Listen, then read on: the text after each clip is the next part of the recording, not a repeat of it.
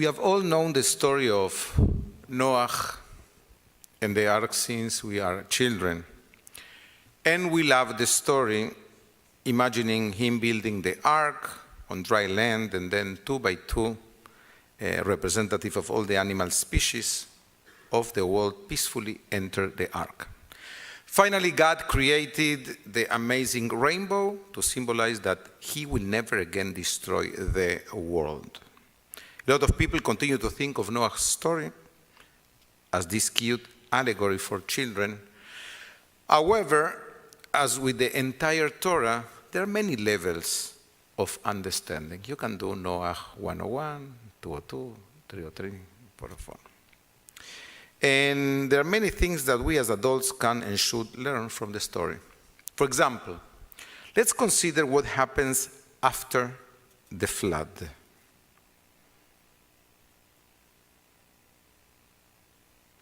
Noah opens the window and eventually determines that the flood waters are gone.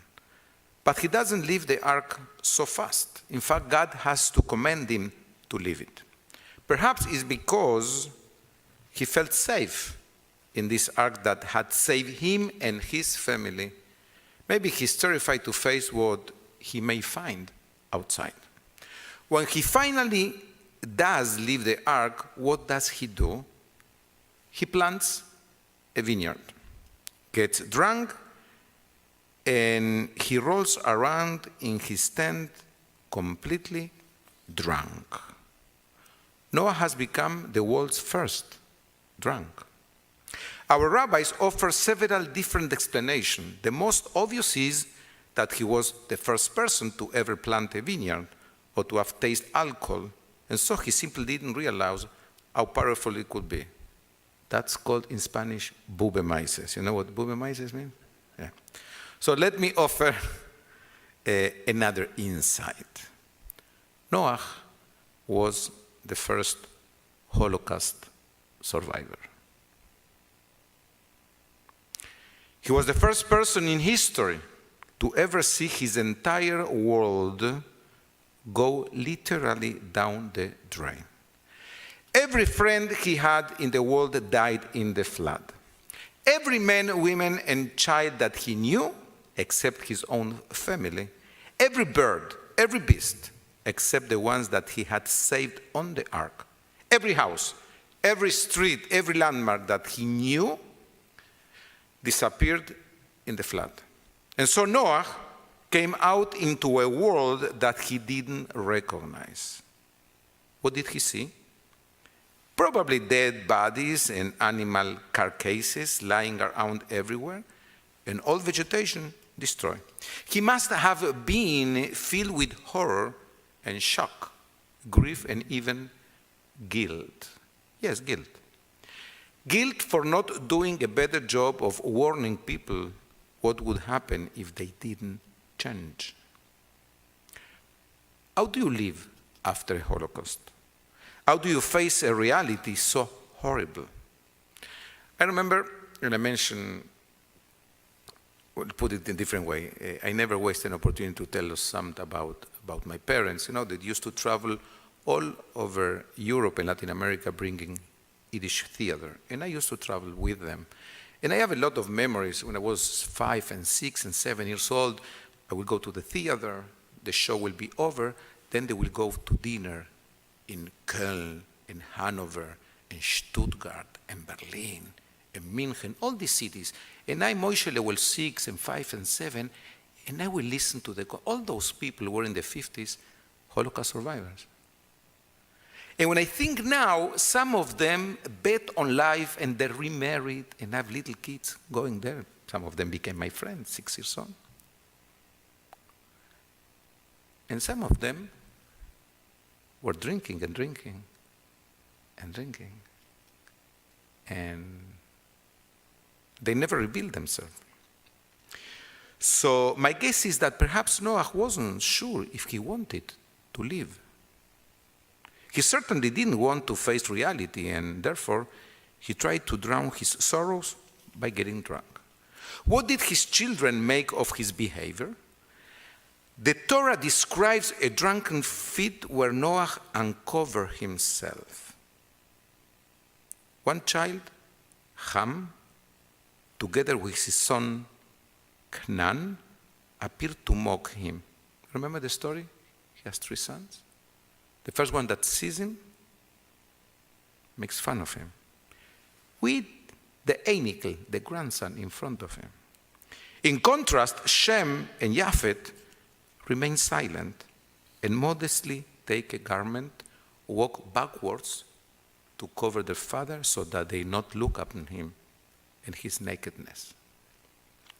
Rabbi Avi Weiss suggests that Noah's children present us with 2 different responses of what to do when someone close to you disappoints you. What if it's someone we care about? What to do? What do we do? So Rabbi Weiss, reflecting in the words of Saadia Agaon, a great philosopher and commentary, says the following: when a friend disappoints us, when a friend lets us down, we can either hold that feeling ruin the whole friendship, or set the issue aside and try to learn from it. Even if the problem isn't fully solved, we can choose to remember the good and keep the friendship going. Like Shem and Japheth. After providing heroically for his family in building this massive ark, which took so many years, and keeping it afloat for the entire year of the flood, Noah fails. Noah fails and he gets drunk. The reaction of his son, Ham, was to allow this mistake to destroy the entire relationship with his father and grandfather. How many of us take that approach when someone we care about disappoints us? Do we cut them off and dissolve the relationship? Maybe better is to follow Noah's other sons, Shem and Japheth. Yes, the father had become a problem, but they didn't allow this one disappointment in their father to erase all that he had done for them in providing for them, protecting them, loving them over the years. So they covered up his nakedness, and in doing so, they isolated this wrong behavior, learned from it even as they continue to love and respect their father. We know that none of us are perfect. As we tolerate our own failings, so must we tolerate the failing of others. Surprisingly, one of the words for beloved in Hebrew is rea, from the word ra, which means bad or evil. The test of a relationship is what happens when a disappointment sets in, when something's ra, something bad happens between you and her and you and him. ואהבת לרעך כמוך, רע. Can we remain Rehim, loved ones, and not forget all the good our beloved has done? Shem and Japheth teach that in a genuine and deep relationship, one doesn't allow a falling out to destroy the love that exists and they take their cue from God. Why from God? I imagine that God has a dilemma after he saw how corrupted the entire generation was. He could said, and I don't want anything to do with this kind of human beings. I will destroy all of them, even Noah, and start with a new baby, Bereshit, a new beginning. Instead, he decided to take somebody who has the same DNA of the first human beings, Adam and Eve, because he believed in the value called reconciliation. The entire parsha of Noah is an invitation to reconcile ourselves with all those parts of you that you dislike, everything in me that I dislike, reconciliation with those people who are important in your life and you are estranged, reconciliation with God, and maybe one day, reconciliation with our neighbors around Israel. That's why the Talmud says, Mi hu gibor?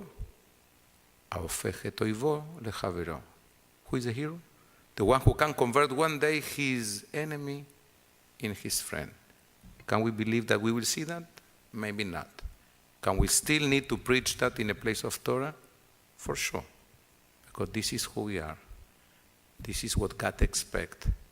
This is what Noah is teaching us in this Shabbat. Shabbat Shalom.